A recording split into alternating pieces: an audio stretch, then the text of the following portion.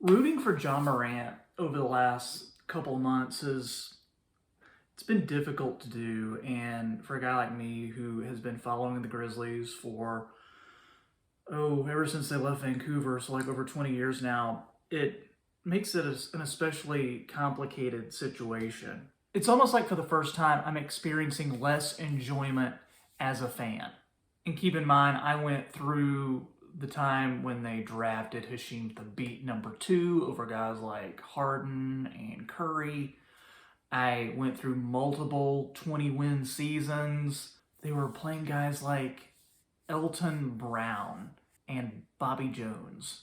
I went through the Mike Fratello and Hubie Brown years. I went through the Sidney Lowe years. I went through the Mike Ibarroni years. And who can forget when they were getting killed for the Pau Gasol to Lakers trade? I went through that too. But the way I'm feeling now is different than all those times. And this is not an indictment on Ja Morant. I just want to talk about an article that I read in the Washington Post that sheds some new light, sheds some new information on the incidences that he's been involved with over the last couple of months. And I just wanted to explain to you guys what a true Grizzlies fan, the ultimate Grizzlies fan, what I think about this kind of situation and how I think it could impact the franchise. And it's important to say, Ja has not been charged with anything. Ja has not been arrested for anything. And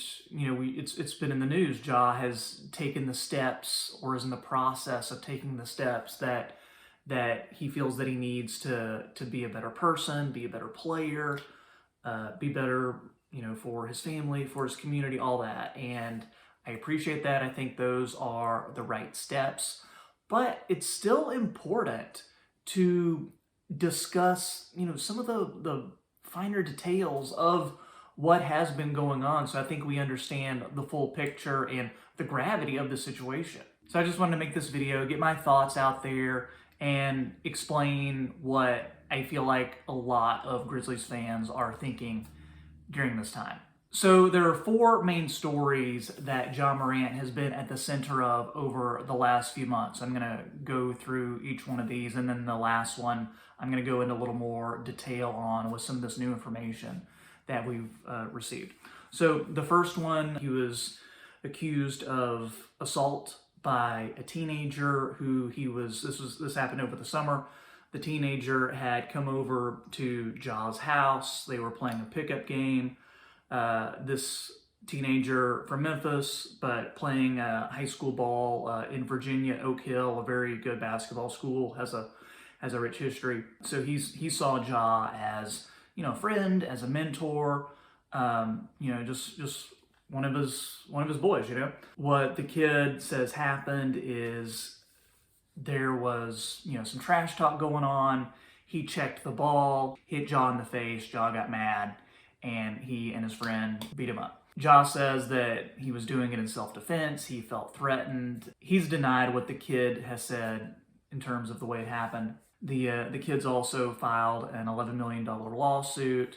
So of course there's questions. Oh, well, is this just a shakedown for money?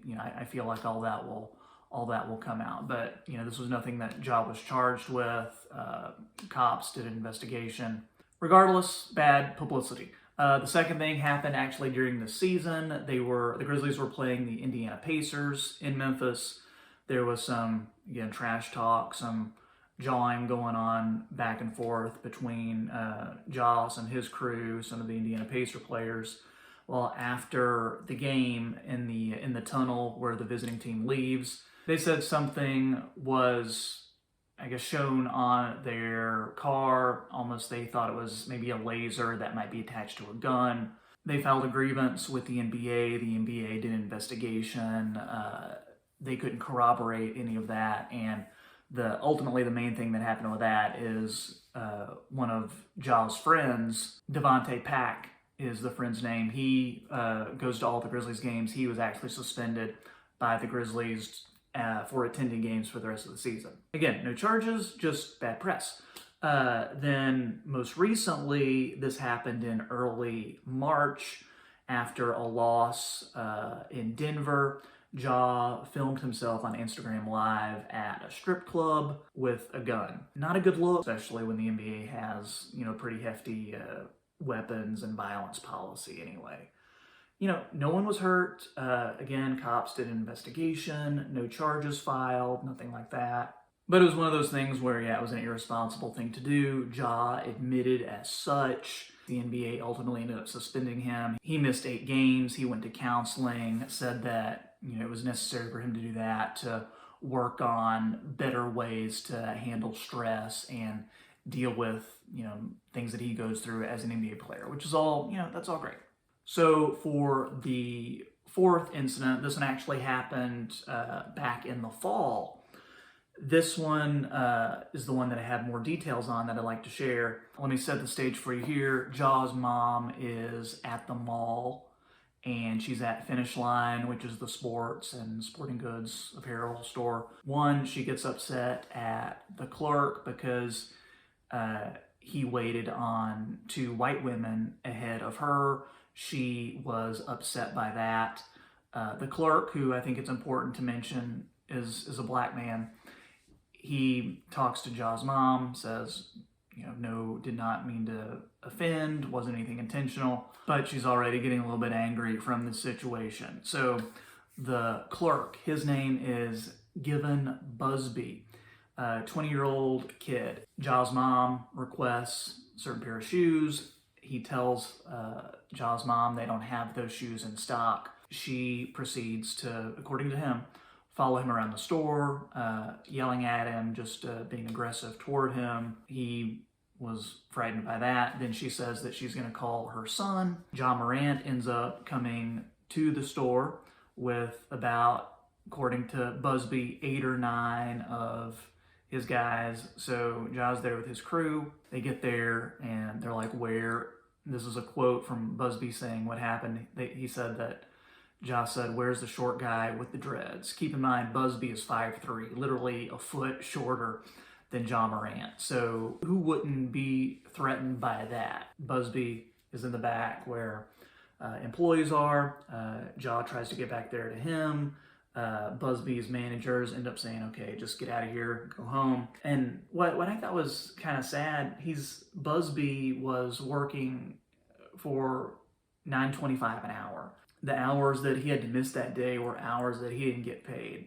And he was saying that, I'm a college student. I needed to get as much money as I can because this is going toward classes. So I thought that was a little sad. I think it's also important to mention that Busby says he's not wanting anything from Morant. He said that he was going to talk to the police about this because he doesn't think it's fair.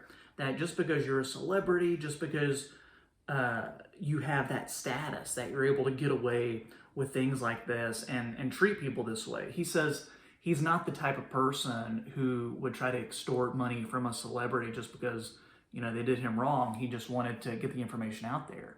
And with this story and with all the stories I was telling you about, this does not put Morant in a good light. And with the story regarding the thing at the mall, why is Morant's mom down there trying to make trouble for her son by trying to get him involved in this? And why does Ja even go down there? Why doesn't he just say, hey, Mom, I'll get you a pair of shoes. I'll get you 50 pairs of shoes. We'll do whatever you want.